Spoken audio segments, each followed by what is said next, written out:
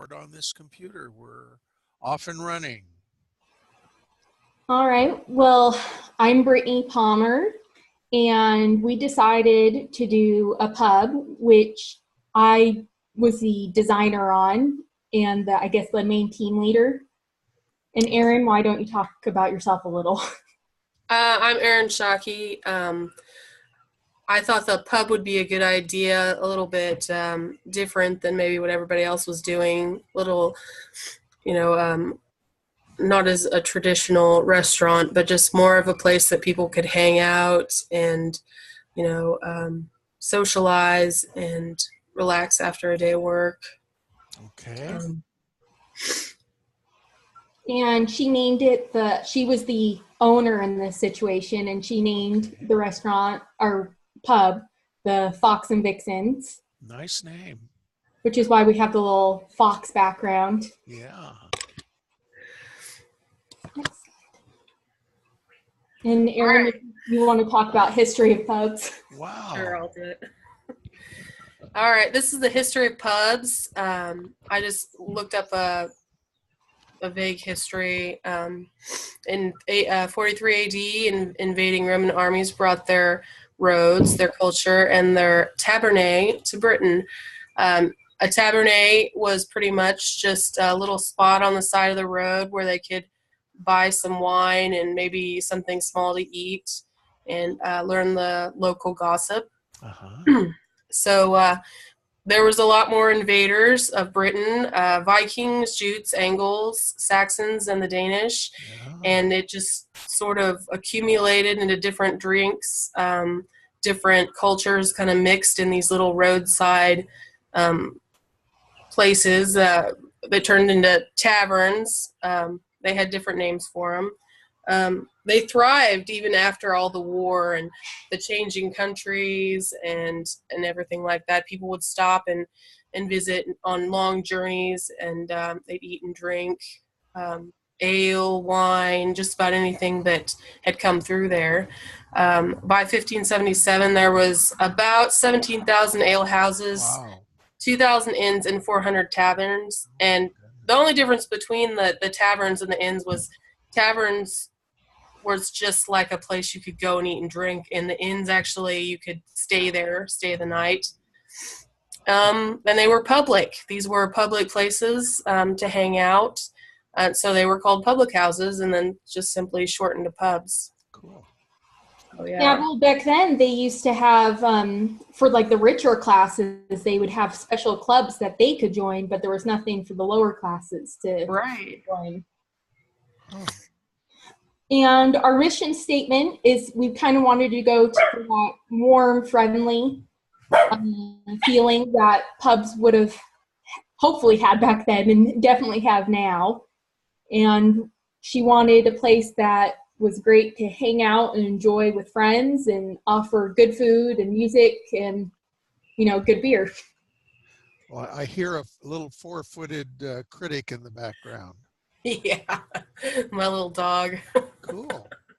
Yeah. Now, as a building designer, I was the one that picked out kind of the spot. I picked out at the corner of Campbell and Battlefield. Uh-huh. If you're not from Springfield, you probably don't know about that. Well, I think the last group had a map and it showed Battlefield, so I know where that one is. Well, those are two roads are very well traveled. Uh-huh. They're big streets in Springfield, and so you'd get a lot of traffic by them. And there was already a restaurant in that building, so we would just be doing an infill, which is less renovation than if you were totally building new, or if you were infilling something that didn't have a kitchen already, because kitchens actually are very expensive to build because there's all these codes and regulations you have to meet, and that isn't necessarily fun. And so this is what we came up with. Oh, wow.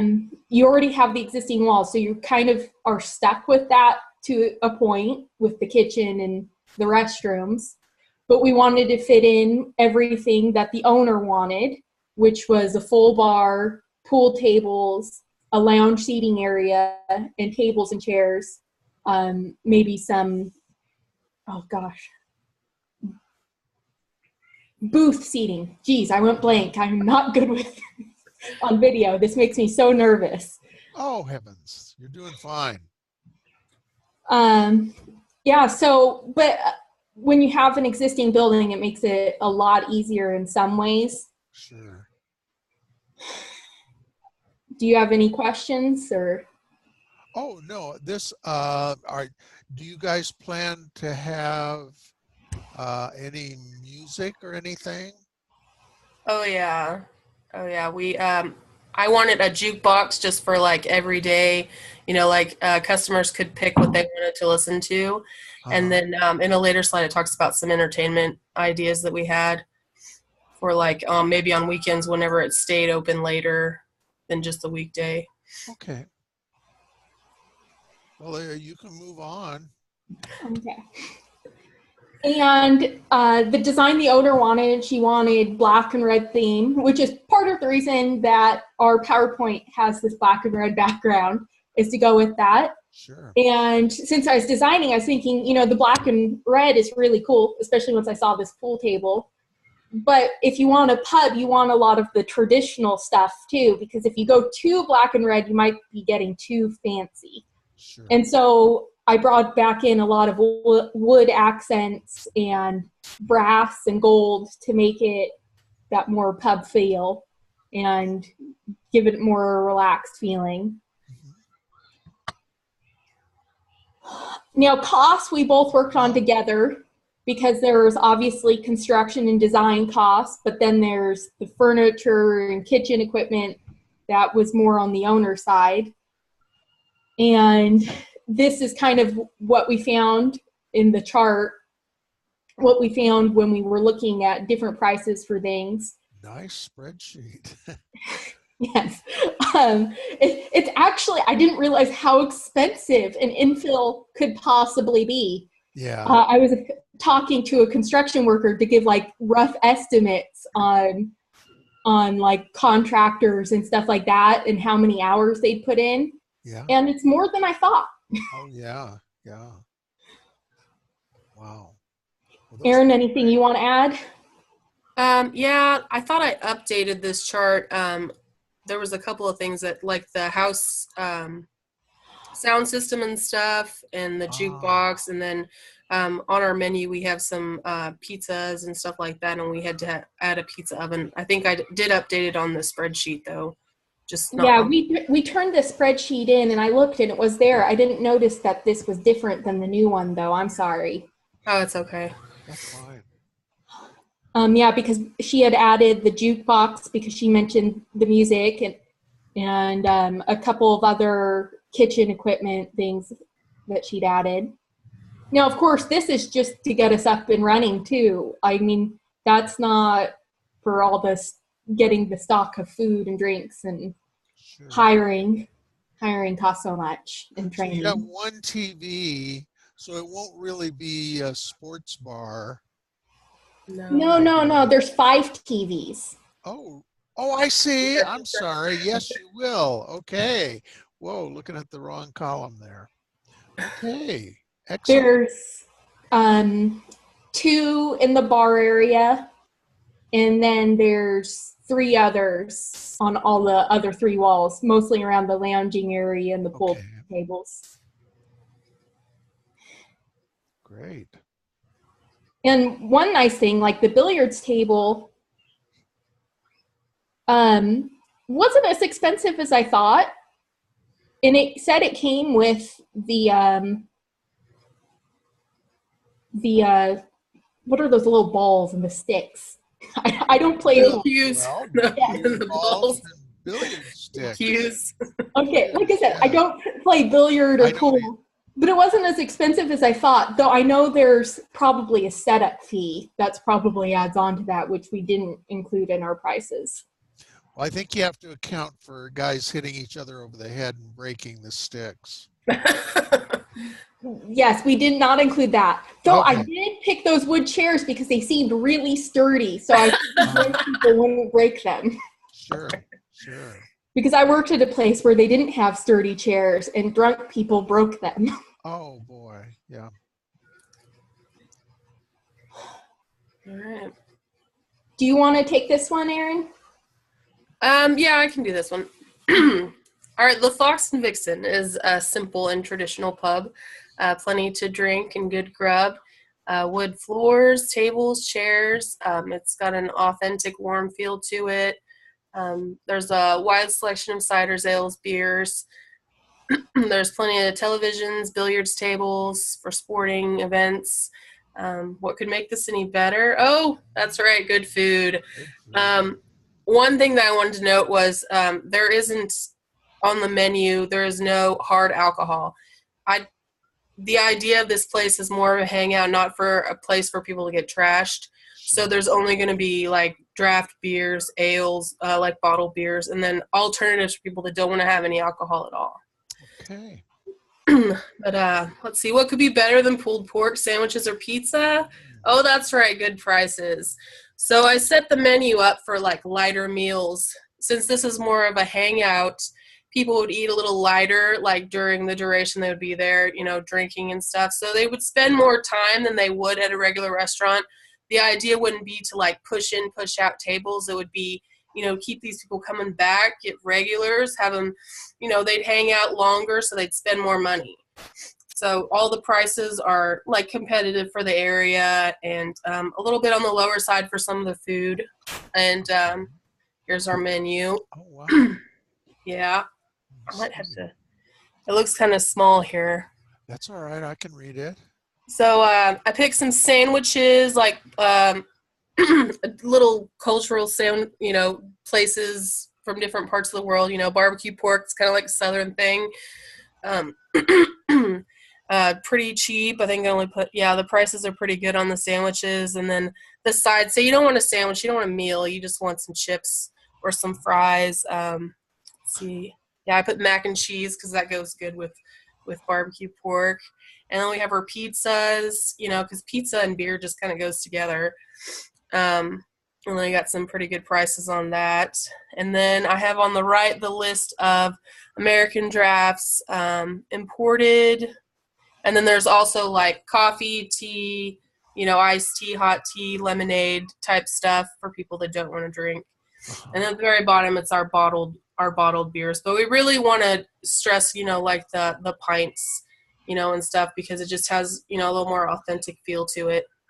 But well, I think you'll make most of your money off of the beer because those yeah, are really low prices for everything. yeah, yeah, it is pretty low.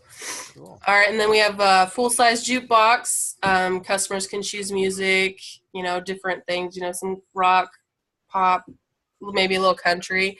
And then weekends, like I said, like some entertainment, maybe some like karaoke or like a little band or something. There's lots of places that they like to rent venues for certain things, like work venues. Since it's in Springfield, there's lots of companies that would like to do something like that. So, are there karaoke sites in Springfield? Yeah, there are. Really? Okay. What's that? I think that's just noise. Yeah. Oh, okay. Yeah, there's actually I've been to one, but they're more like bars, so it's a lot of people drinking a lot of hard alcohol and getting drunk and stuff. I just kind of wanted to be the option. Well, you can drink some beer and you know, have fun and not necessarily, you know, I don't want to have bouncers hired, you know, for a hangout place. Yeah. But karaoke is very popular right now. I once had to go to Japan when I was a programmer, and I got in with some Japanese businessmen, and I had to sing karaoke to them. The songs were Glenn Campbell songs. So. Well, that's fun. Yeah. Karaoke is very popular in those cultures, like way more than, I mean, it's popular here, but not to the same amount in, you know, like Korea and Japan. I don't know, it's getting pretty popular here. I mean, people love doing it, you know. Okay, here's the last, is this our last slide? Yeah. I think so. Yeah. Order of the day, something special. The most important quality of this restaurant is it's not a bar. It's not a place to party. This is a place where anyone can come to just chill out with a cold pint in their hand, listen to music, talk to friends, and to eat a gob of spicy buffalo wings. Oh, I went faster. Yeah, it's just that's the very last one. I love that picture. Yes. Okay. Excellent. So, well, I guess you could also call the place Gob and Grub or something like that. Those are very descriptive. Yeah. Hey, we have a bunch of Southern people here. I think they'd be fine with that. Okay. We're not those hoity-toities in, Chicago or New York. So what would you envision the walls being? Will they have like red and black wallpaper, or maybe halfway veneer on the way up and the top red wallpaper, or? Well, you would want wall covering. Yeah. I know paint is easier, but when you have potential drunk people plus alcohol with the potential to get on the walls, wall covering is stronger and you won't have as much problems with it. Okay. And it comes in lots of options that aren't that expensive. And we could go darker depending on what the owner, Erin, wanted, or it could go lighter so that if she wanted to also use the pub in the day, it wouldn't be so dank. Sure. Yeah. Well, it could be a mixture. I'm kind of partial to wood paneling since we already got the wood flooring, and the bar would probably be made out of wood or something. Okay. So it would be kind of like a country feel to it, maybe. Maybe it could be half wood paneling and half wallpaper with images and stuff on the walls. Just kind of set the vibe. Well, I know when you see pictures of pubs, they have things hanging up on the walls. Mm-hmm. What kind of things might you hang on your walls? Oh, I'm a big fan of like memorabilia, like photographs. Like Missouri has a rich history, and Springfield's actually really close to a battlefield. I mean, there's all kinds of stuff, like maybe some local treasures, like photographs that, Brad Pitt went to high school in Springfield. Maybe there'd be a signed picture of Brad Pitt, or or there's some famous writers and stuff from Springfield. Mark Twain was from, he's got that Mark Twain National Forest. There's all kinds of really cool cultural things here.